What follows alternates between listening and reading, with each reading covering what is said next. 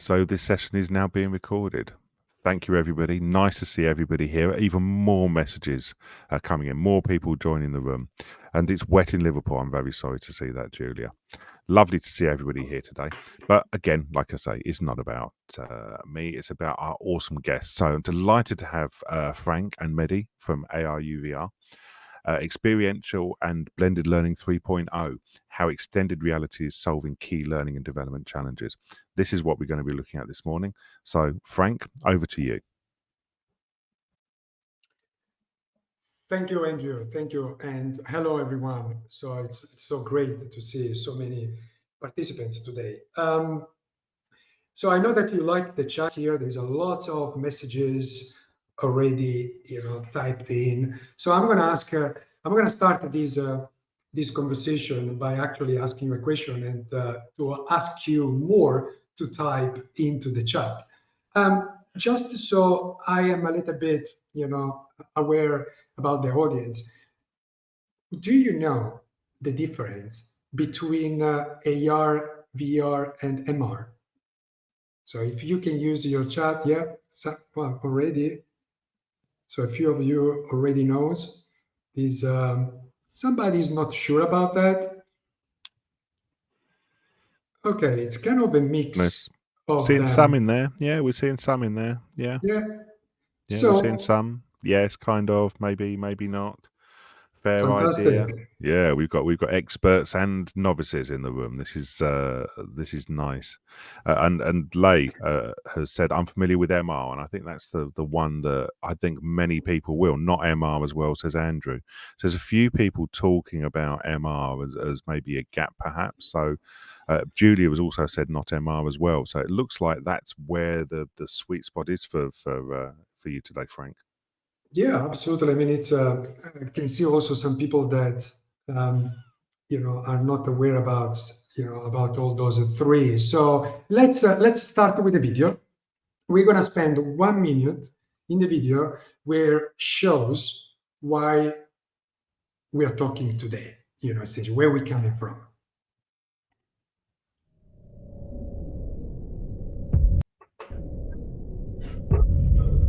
As curious beings, it's in our nature to wonder about the future. Even when we think about the past, it's only because we are hardwired to find patterns so we can better predict future outcomes. The driving force that shapes almost every aspect of the future of our civilization is technology. It's a gripping thought when you realise that for most of the time in human history, the lives of our ancestors were not that much different from their previous generation. The human species is about 200,000 years old, and most of that time, humans were hunters and gatherers. Even after we developed civilization, after the invention of agriculture, the lives of ordinary people living in, let's say, the first century of the Common Era remained relatively unchanged compared to people living 1,000 years later. Civilization shifted into the next gear only when the Industrial Revolution kicked in.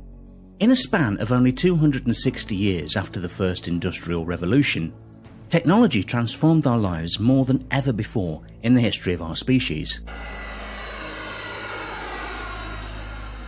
Most science fiction movies portray the lives of people living in the future with fancy gadgets and equipment, fulfilling all of our needs by command.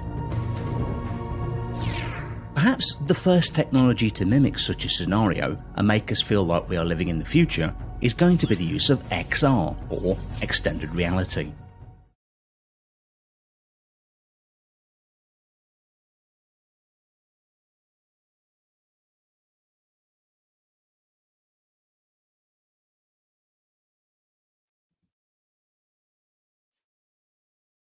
Okay.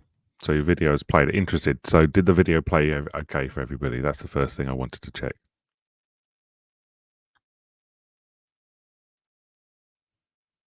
There we go.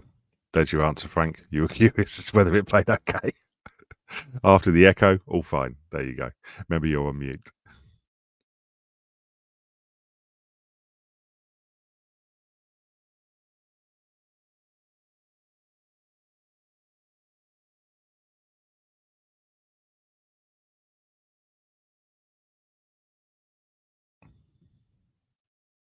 There we are. It's all played, Frank. If you want to carry on. Oh, I think Frank's frozen. No, you there, Frank? There you go. You're on mute, remember. Can you hear me now? Yeah, it's perfect. Sorry, I was not sure if you guys saw the video or not, but here played a little bit slow. But anyhow, we always want to stretch technology, right? And make simple webinars complex to provide some extra experiences. But here we go. So some of you, you already kind of are familiar about now what VR, MR, and AR is. But just to refresh, if you look at the screen, on the left side, there is the digital world, and on the right side, there is the physical world. Okay, so virtual reality, it's an immersed experience. It's a full digital immersed in that VR headset. On the right, on the far right, you got what is augmented reality, which is overlay digital content on top of the physical world.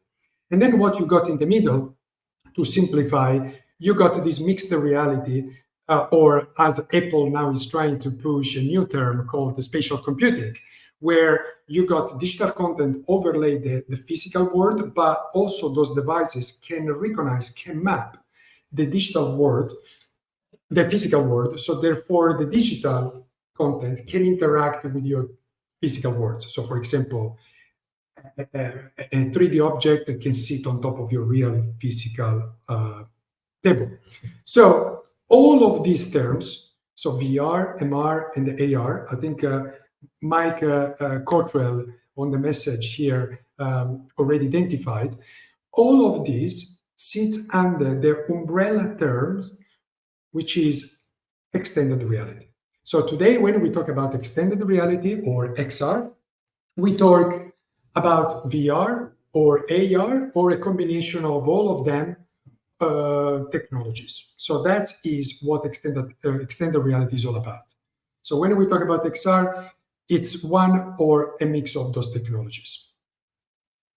So it's we talked about challenges today, right? So we needed to understand what challenges we are talking about. So what are the challenges that L&D currently is facing? And there are different ways how to do this. This slide here shows the LPI dashboard that they usually interview head of learning development people and trying to identify what are the challenges that they are facing currently. So this is pretty much what they have identified a few months ago. But if we ask to another organization, such as the Global Sentiment Survey that Donald did, you will find other type of challenges, which all the challenges were grouped in 9 main categories based on those words. And by the way, you got all the links here, so you can check it out in details. But the fundamental thing is that if I ask, you are here, what, 100 and almost 120 people here. If I ask every single of you, what are the L&D challenges that you are facing, you may come up with other challenges that are not listed here. Because there is the fundamental key challenge that L&D is facing nowadays. It's everybody ask them to do more with less. Do more with less all the time. Because in summary, the challenges that we are facing in L&D today, it's all about lack of time, resources, and organization support, as we say here. And all the L&D people recognize the importance of new technologies, right? Think about AI, for example, what we have seen in the past year. But they don't have the resources or the time to actually implement these technologies and actually do more with less. So today, myself and Mehdi will show how extended reality technology can provide far more by doing and optimizing some of the work that you currently do. So XR, it's one of the technology that will provide you, and we're going to show you some case studies, how to do more with less. But before we start, showing that, it's important to understand where we're coming from. Okay, as an L&D person, we all from the same community. Where we come from? Where are our origins? And why we are talking about now these new XR, AI technologies? Briefly, everything started 30,000 years before Christ, right? So that was the first slide. Human being used to communicate, transfer the knowledge using wolves in caves, right? But if we get closer, on the 1970s, all the training was primarily done in classrooms and using slides. Some of you, maybe if you are old enough like me, you will remember those kind of transparent plastic slides. So primarily on the 70s, everything was classroom based. And then when you're 30 years after, pretty much nowadays, more classrooms are moving into remote and more slides are moving into e-learning, right? Digital content. So this is where we are right now. The fundamental status of our L&D sits around classrooms, remote, e-learning, essentially. So can we stop for 1 second and listen to the community if the current status works or doesn't work? I'm going to answer that question with 2 researchers. The first one was done by Mind Tools just a few months ago. They published this research where they look at how the training has been evolving in the past 7 years. But this survey was interviewing the trainers. So they asked the business how you're doing training today. And as you can see, there is an extensive growth of online training.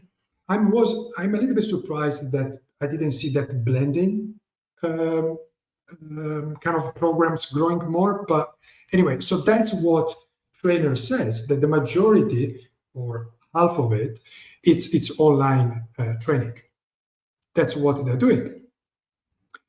But then a few weeks later, Fostway released another research where instead of asking to the trainers, they interviews the trainees. And guess what? They found out that what really makes an impact for them, it's not the online training, but actually it's the face-to-face training.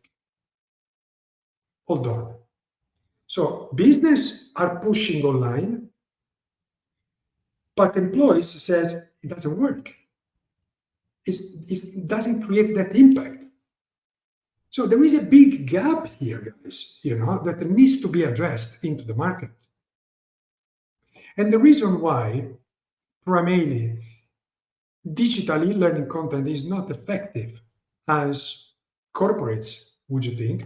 Because maybe the current traditional training is not enough anymore for the business and the life that we're living in these months, in these years. Because everyone wants to recruit, engage, upskills, and retain people, but they want to do it in an efficient way. So you know that instructor-led type of training has got some challenges. E-learning has got some problems. Classrooms, no even mention about that. So what are we going to do about that? And don't tell me that when you do your e-learning, you don't press next without reading because you want to get to the assessment and try to pass the course without actually reading anything. Don't tell me that, because 99.9% do that, including myself.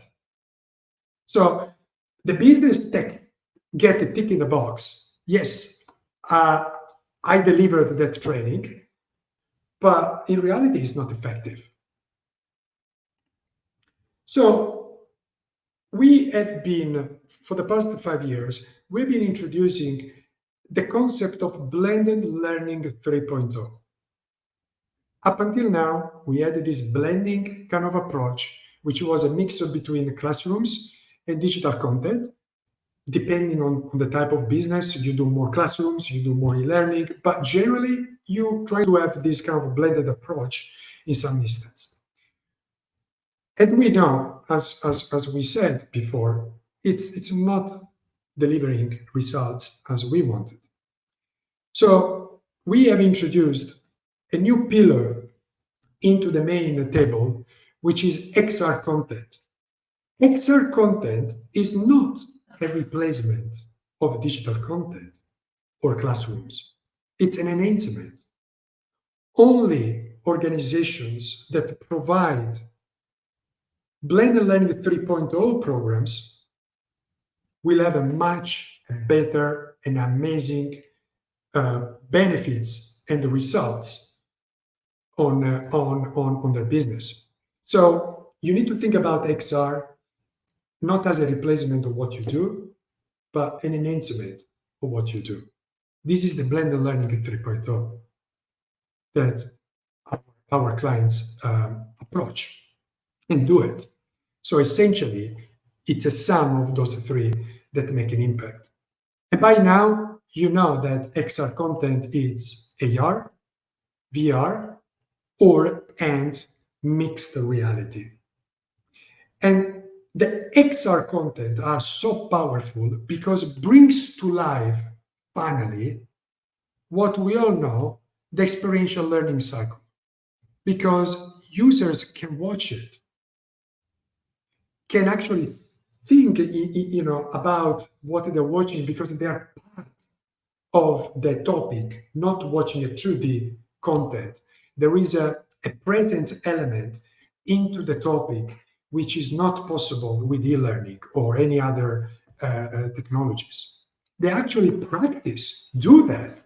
So not only I'm watching, I'm analyzing, but actually I'm doing that work. It doesn't matter if it's a physical work, operational, technical work, but also can be practice soft skills work, right? Because I can practice how to manage a different conversation, for example, or I can practice how to deal in a specific scenario in a shop or in the office. And then ultimately, I will feel it because I'm a part of the story. I am inside the story. My brain, it's immersed into the story. I'm not watching a movie, a 2D movie, where there is a barrier between me and the content. I'm actually into the movie. I'm an active actor inside that training. This is why the experiential of this modality, it's something that only XR can provide you with. And this is not the future. It's actually happening now. I'm going to show you 8 high-level benefits that XR has provided to L&D. I'm going to start with the first one, which is content retention. So how much content I will remember after I do a training, right? As we say here, you can remember up to 90% of the content. And I give you some examples. Accenture did a research last year, and they proved that 70% of the people, 70% of the content were forgotten in 24 hours, and 90% after 1 month. Can you believe it? So basically, you do an health and safety training today, and today is 22nd of February, 22nd of March, your team will remember the procedures to don't stick their finger there because otherwise, an accident will happen. Crazy, isn't it? So it's only, and we got to hear another research from the National Training Laboratory in the States. But essentially, only when you experience, you can do that imprinting in your brain, and you will remember forever. Another key benefit, it's engagement. Of course it's engaged. I am a part of the story, right? I'm in there. Right now, if I were to do this webinar in VR, my engagement task would be much easier to engage with you because, we will be all there. And people are much more satisfied because the content are personalized for them. Not even mention that you can reduce the time for upskilling or train those people. How? I'll give you an example. PwC did a research and they took a topic and delivered the topic across 3 different channels: classrooms, e-learning, and virtual reality. As you can see here, the amount of time to train the people on that topic was far faster in VR.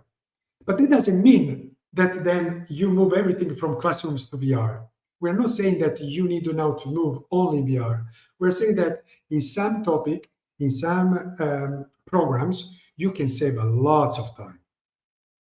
And saving time means, better people in the job, not only saving a lot of money as well. But while they did this research, they also find out other points that they were not aware about, such as, for example, 300% of the people were more confident to apply those skills. So that is, again, some really, really amazing achievement by using this technology. And then if you got better trained people, they will do less mistakes after the training, which could be accident or could be, losing a client or so on and so forth. And the performance is much higher, of course, because I got much more skilled. I got a hero in my company that knows that topic. And sometimes, because you don't need to move, you can also save more travel costs that you currently save with e-learning. And consequentially, you got a better carbon footprint results on the back of that. So again, those are just some high level. We're gonna deep dive into specific case studies to give you some better ideas. However, as you can see here, I cannot lie to you, right? Because you may say, hold on, Frank, if XR is so powerful, why not so many people or companies are using it? Well, because this technology has got some problems as well. And I can categorize those problems in 2 different categories. The first one is that everyone says, this technology is amazing, but guess what? I need a lot of money to create an XR training. Instead, with Articulate or Captivate, it's much easier, right? It's an authoring tool. I can do the e-learning in 1 hour. Instead, here I needed to spend £30,000 or $30,000 for an e-learning every time. If I'm lucky, some of the training may cost even 100K. So it's hard to scale. The content production, it's really hard right now. And the other set of problems, it's the content consumption. If the user wear one of those VR headsets, if you want to guide them, you cannot, because you don't know where they're looking at, you lose them, essentially. How many times maybe some of you has already experienced this technology and you got your friend or your colleague, they say, oh, I'm here, where are you? Pass me the handsets, I don't know where you're looking at. Well, you need to go there. It's a nightmare, essentially. On top of the fact that companies that has got 10,000 employees cannot buy devices for every single employee. So again, scalability in terms of content creation and content consumption, it's a problem today in this technology. Can you imagine if every single of you can create XR experiences as simple as using Articulate or PowerPoint, and then all your trainees can consume that content from anywhere with any device? That would be a dream, isn't it? And this is what we're doing. We are making dreams a reality. So with this platform, you will see some of the case studies, creating content, running XR training programs. It's not expensive anymore. It's not complicated. It's not time consuming. It's not hard to manage. It's now not a lonely experience. You can be sure now it's fully accessible, it's fully secure, scalable as well. And really briefly, because this is a really bold statement, right? So I needed to prove it. Really briefly, I'm going to tell you how we do that, and then I'm going to prove you some of the case studies. The way that how we are doing it, it's because we have created the first in the world XR authoring tool with no code, no skills. Everyone now can create AR experiences, VR experiences, or actually you can combine the two technologies and you can create a mixed reality training by yourself, such as you are doing it currently with Articulate or others. And when you deliver this content to your trainees, they can access the content at their own pace, pretty much like they do in e-learning right now. Or actually, you can do also an instructor-led session in XR with them. So you know where they're looking at. You can collaborate, you can guide, you can moderate, so on and so forth. You can also teleport people in real location live. So I can visit a plant in China or a distribution center in New York without actually flying there, because I can teleport people over there in real time. And all these things can be managed within the platform. And yes, you can use the iPad. You can use the iPad, you can use the smartphone, you can use whatever you want. Because the ARuVR, it's an agnostic platform that works with every LMS, LXP, and also browser. So the reality is coming in nowadays. It's here. You can deploy that. You can deploy it over the cloud, or you can deploy it even within your firewall. You can install all the platform within your firewall, fully secure. So it is a scalable solution in this instance. This is why we are our clients are receiving amazing benefits using XR programs. And if you don't have the links, if you don't have some of this hardware, don't worry, because we provide the whole end-to-end solution. So we don't drop the software and run away, essentially. Who is using it? So let's talk about some case studies here. Who is using it? So as you can see here, there is just a snapshot of some of the clients already deployed this technology. And today, my colleagues Mehdi will provide 3-4 examples of XR programs run within our clients and provide you some of the benefits that has been received. Mehdi, do you want to talk about the case studies? Great, thank you very much. Very good story so far, Frank. Before I start talking about the case studies, one thing that up until now, what we mentioned are, what is extended reality, mixed reality, augmented reality, virtual reality.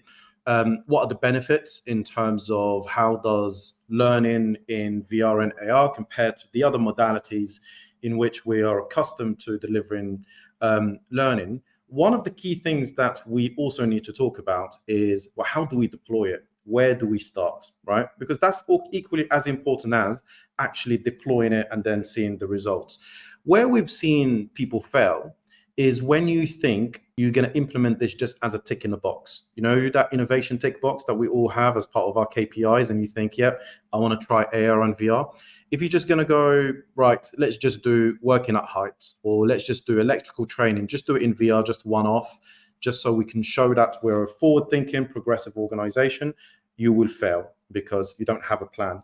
And my experience as a learning technologist of 12 years tells me one thing one of my previous chief learning officers taught me was, if you don't have a 3-year plan to adopt a technology and scale it, you are set to fail, because you think it's just a short term, you're just going to solve maybe a small problem and then you're going to move on.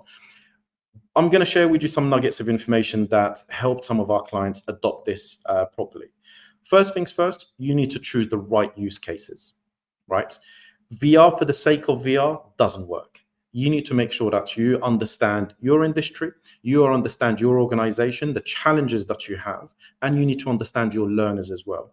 I've seen some great questions about the demographics, right? Some people prefer, face-to-face training, others e-learning, others a mixture of the two, others, the newest generations. I think there was a point around the lack of engagement, lack of focus. They want learning in the flow of work. They don't want to go and access a module of 30 minutes to learn something that they can do in 2 minutes, that YouTube can provide them with, or Google can do the same thing. So the first things first is understand what are your use cases. The second one is really understanding what are the vendors that you want to work with. Now, there is a simple model here in augmented reality and virtual reality of, do you outsource it or do you insource it? You create the content yourself. And again, there was another question around, well, you need different set of skills to be able to create content. What Frank mentioned is spot on. The authoring tool, which is zero coding, actually all you need is instructional design, background, and expertise. We would provide all the empowerment so that you learn how to create content, right? And it is really simple to use. You understand your learners, you understand your use cases, how you want to design, you do your storyboarding. We will take care of training you and upskilling you on how to use the different functionalities to create learning. The third one is the deployment modalities. Now, we know one of the key things here are around, well, how can I provide a VR headset for every single employee? It's impossible, unless you're cash rich and again, that goes back to a point mentioned here about lack of budget, and this is potentially expensive. So you need to understand really how you're going to deploy this. You don't necessarily need a headset to be able to deploy this type of technology as AR or VR.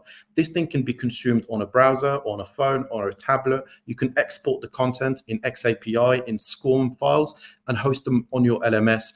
For one, ease of use. Two, familiarity with content and that user experience, and 3, for reporting purposes. So everything sits under one umbrella. And then you can invest in X number of headsets that you're going to deploy this solution with as part of the other modalities. More importantly, again, how are you going to measure success, right?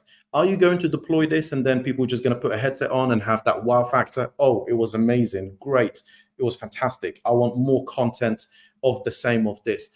You need to think about how success is measured. Are we talking about Kirkpatrick level 1, level 3, or whatever measuring metrics you use inside your organization? You need to involve IT, right? And this might be controversial because some people think, whoa, the minute that we start talking to IT, now it becomes like a complicated issue. However, it's really important because remember, when you bring AR and VR onto your organization and as part of your tech stack, you need to have a 3-year strategy on how you're going to do it. So you're better off involving IT at the very beginning than actually after it's become successful and then you hit an issue and then you can't move forward with it. Do a proof of concept to a very small audience to understand, to capture the feedback before you roll it out to your wider organization. Have an iteration modality and methodology in place, because the feedback that you have is you're going to be hearing back from a lot of people. And then more importantly, you need to launch and scale. right? So one of our clients that we've worked with very well is Coca-Cola, and they launched this because they had issues in some of the pilots, in some of the plants globally. The one that we worked with very successfully, they're in Cancun, in Bepensa. It was a great trip, by the way. I tried to convince, the family it was for work and it wasn't for play. And after, 6 months of searching for the right partner, they selected us out of 19 other XR companies in the world, and they've seen some tremendous results on the back of it. So again, I don't want to read exactly what you can see in here. The key ones that I really want to bring to your attention is actually they were able to reduce the number of accidents they had in that specific plant to 0.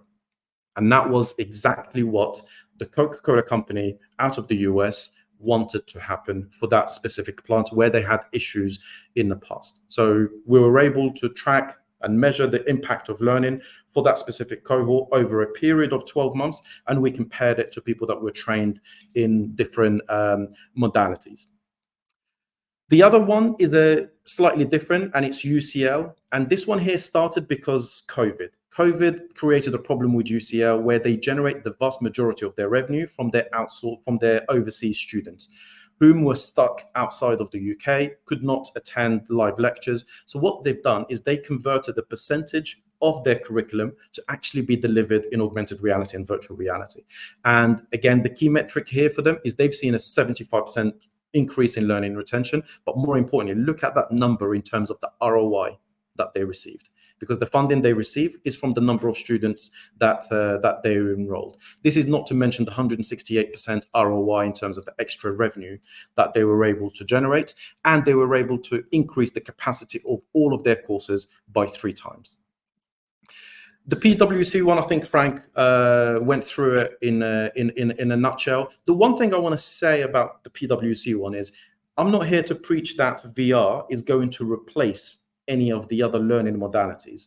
The key thing here is that VR now is almost deserved a space in the top table as a learning ecosystem, as a learning tech to be able to, when you're talking about, you're doing your training needs analysis, when you look at your learning ecosystem, we're all going to be talking about an LRS, an LMS, an LXP, your authoring tools, whether it's Articulate, Captivate, Gomo, whatever it is. Now we're talking about VR and AR authoring tools. They need to be part of that tech stack as well. And DAA. Now we all know DAA. For those of us in the UK, they're the roadside assistants, and they play a massive role. So sometimes a car stops, they have to assist you, they have to help you. They don't know what the problem is. You just think a light's come on or my car stopped working. They work in very, very dangerous situations on the side of the motorways in different weathers. So we developed with them content that can actually be viewed on their tablets on the go. So whenever there is an issue with the car, they're able to go onto their module, click exactly what the issue is, and then it will give them the troubleshooting that they need to go through in order to be able to actually help the cars and the assistants far more quicker and far more efficiently than they did before, because before they had to call the head office and ask for help. This time, with using this technology, they were able to reduce that time. Back to you, Frank. Thank you, Mehdi. It was really important to highlight, all the different stages of the deploying, embracing this technology into the L&D. Well, as you saw today, briefly in those examples, using XR, you can create the training across many type of subjects and topics.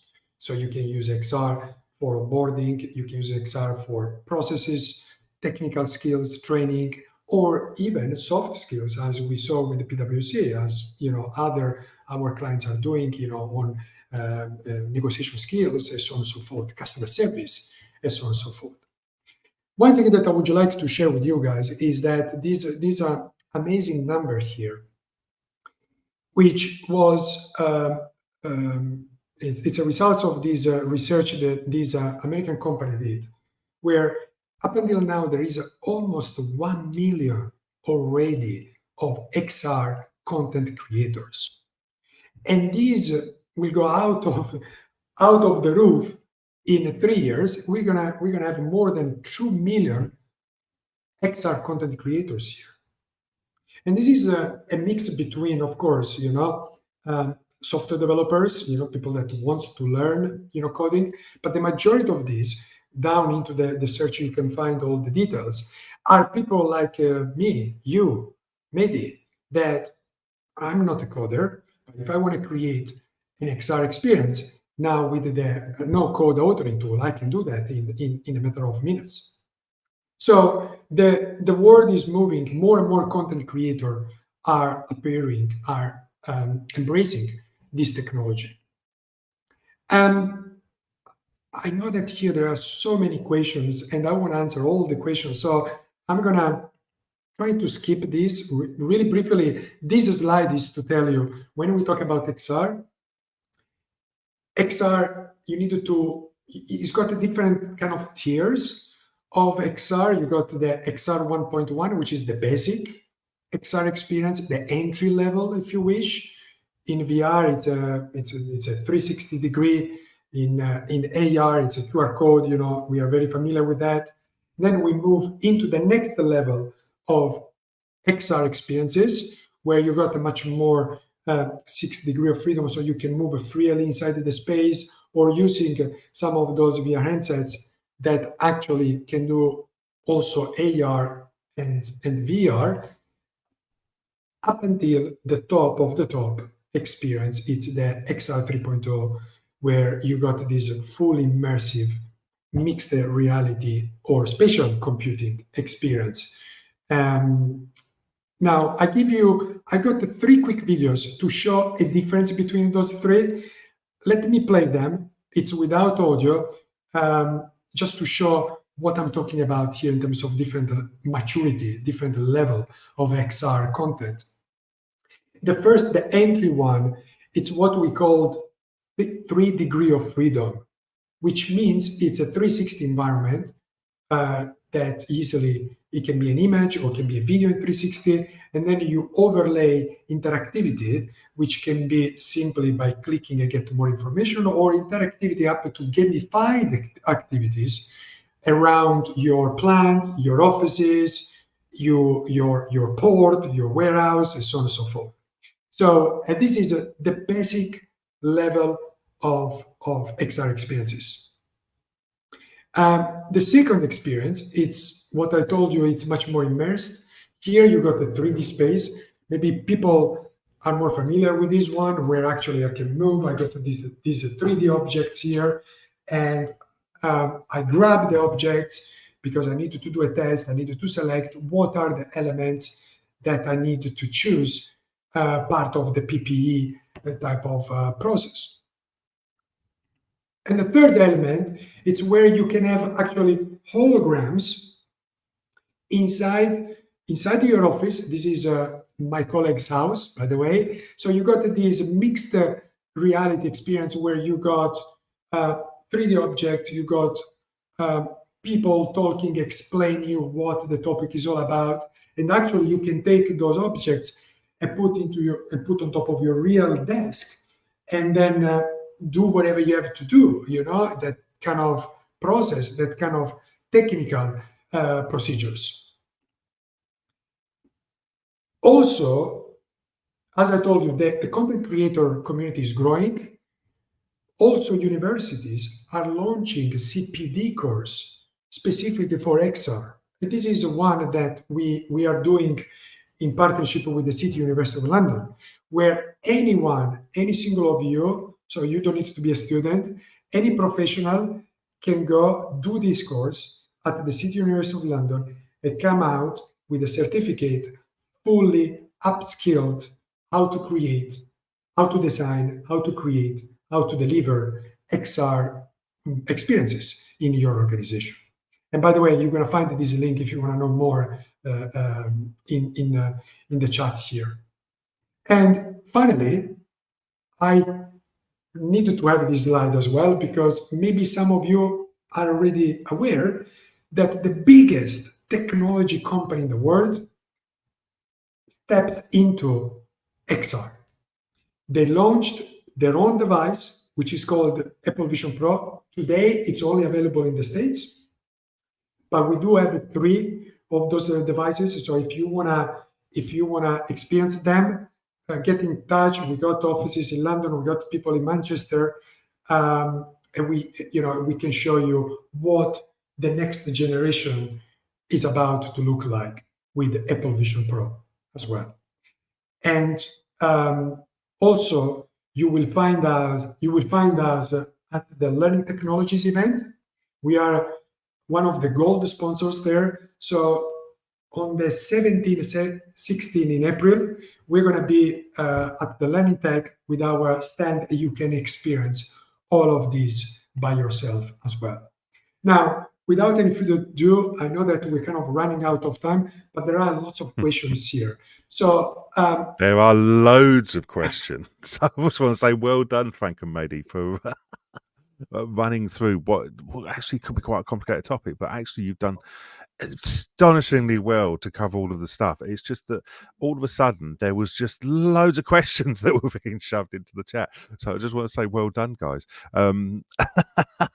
Yeah, sorry, I couldn't keep up with all the questions. So I know. If you can select, the I will hardest pick one, a few. I'm more than happy to answer. I will pick a few. There was a couple to do with sickness. Do people feel sick? And there's also to do with accessibility as well. How do you respond to questions like that? Is it accessible? How do you support people? If they've got accessibility issues. Yeah, so the sickness, it's a really great topic. Thank you very much for asking that question, because people that has been experienced VR a few years ago, they got sick and said, oh no, that make me sick, make me dizzy, type of thing.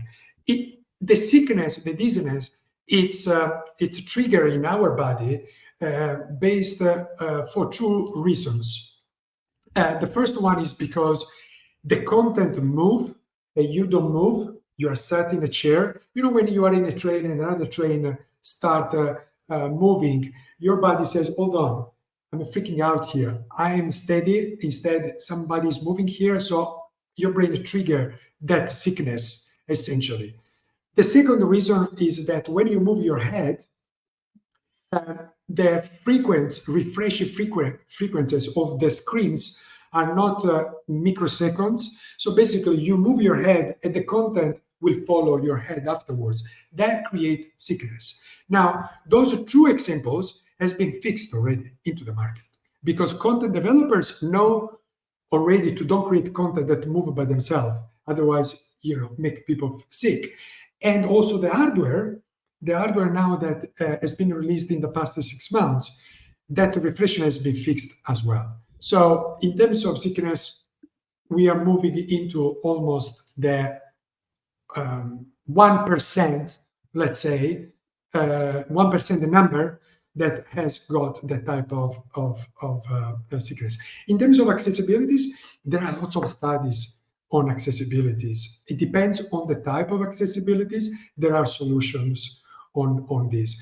But for example, if my chairman, cannot see with one eye, it's impossible to have any sort of accessibility, any sort of accessible experience in the VR handsets, because we need to work with the true lens. So again, another type of accessibility.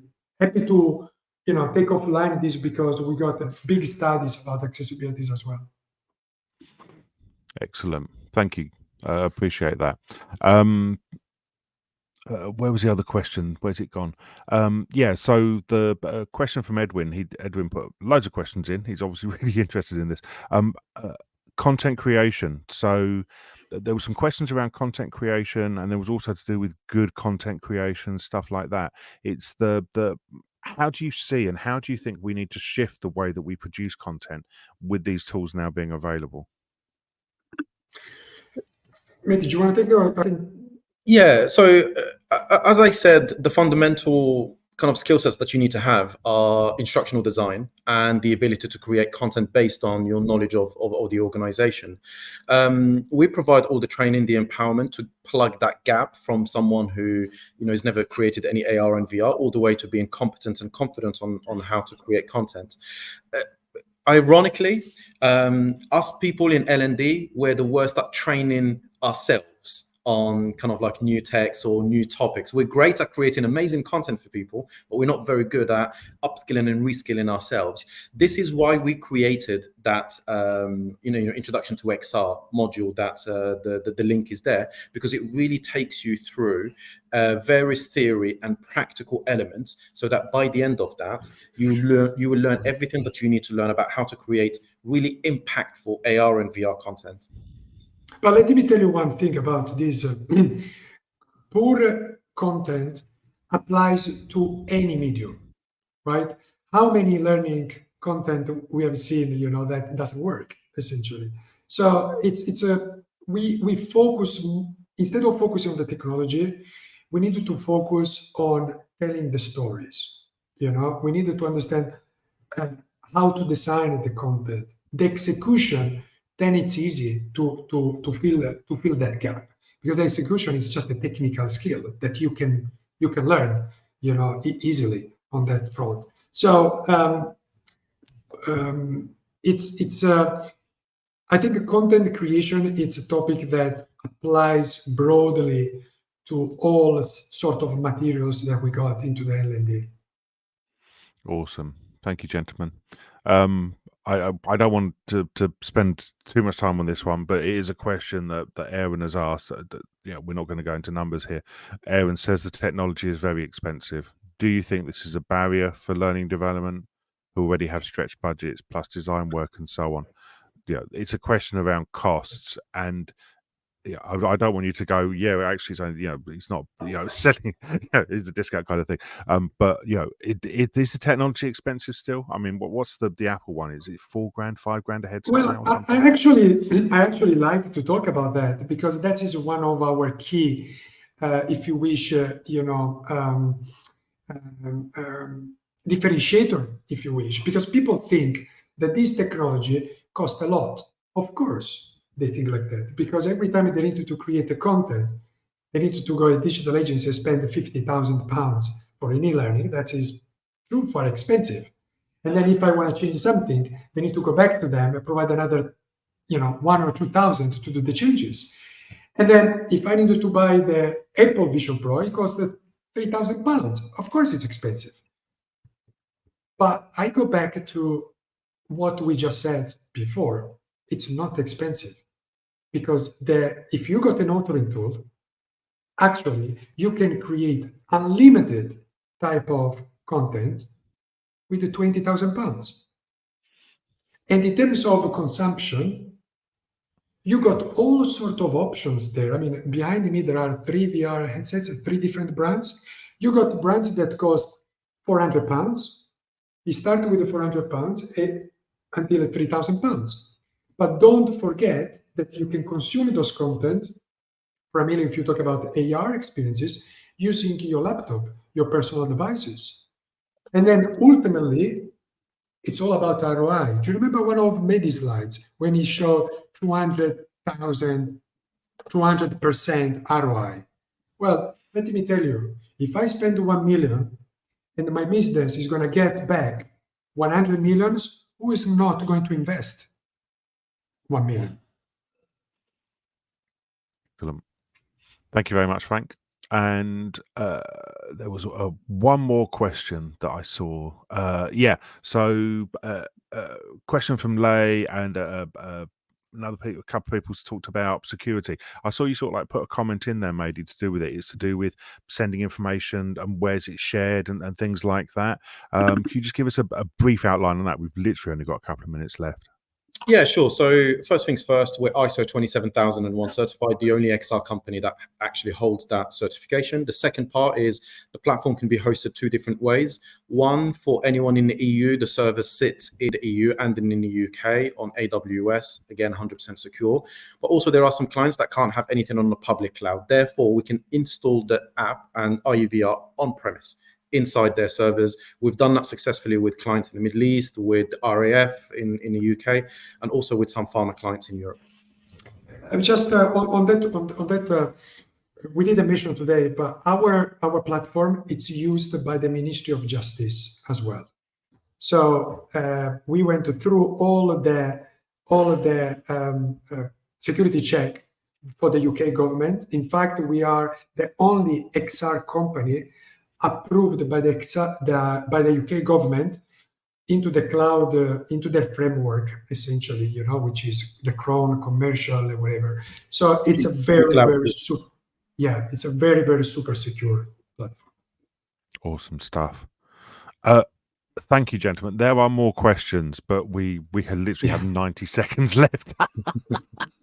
I want to say thank you to you both. You'll see in the on the left hand side that there's a box where you can book an XR L&D demo. You can contact the team.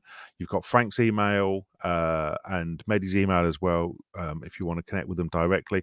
Some people have been asking for the slides, Frank. I've told them to email you, and you'll sort out sending slides to them and so on. Similarly, you've got my LinkedIn details there if you would like to connect.